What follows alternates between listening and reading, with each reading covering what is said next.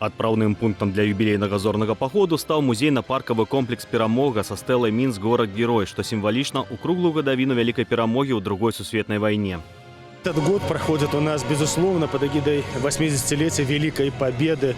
И мы сегодня видим, как молодежь сегодня помнит и чтит память советского народа, потому что это было, с одной стороны, героическая, но с другой стороны, очень трагическая страница истории нашей Родины.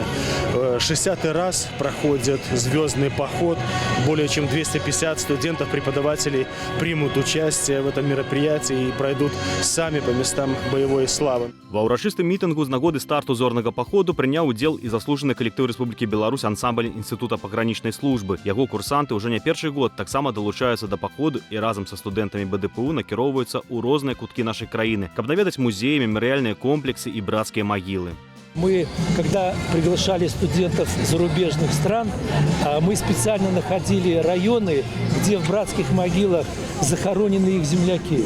Это тоже очень значимо для студентов этих университетов. У нас несколько лет назад студент из Казахстана был на братской могиле, где захоронен его прадед.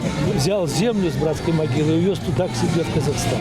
Замежныя студэнты з Арменіі, Китая, з вышэйшых навучальных устаноў Таджикистана, Узбекистана, России і Казахстана спецыяльна прыехалі, каб далучыцца да інтэрнацыянальнага паходу і адшукаць імёны землякоў, якія ўдзельнічалі ў вызваленні Беларусі ад нямецка-фашысцкіх захопнікаў.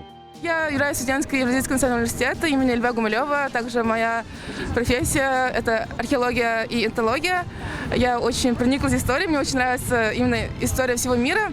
И я являюсь первым курсом, я надеюсь, что в будущем узнаю больше о истории разных стран, особенно Беларуси, поэтому я приехала сюда. Замежныя студэнты далучыліся да 11 атрадаў БДПУ з 9 факультэтаў і 2 інстытутаў. Кожны атрад падрыхтаваў сваю канцэртную праграму для выступленняў у школах і мясцовых дамах культуры. Разам студэнты, выкладчыкі, запрошаныя высокапастаўленыя госці усклалі кветкі ў музейна-паркавым комплексе «Перамога», як гэта зробяць і ў тых рэгіёнах, куды завітае зорны паход.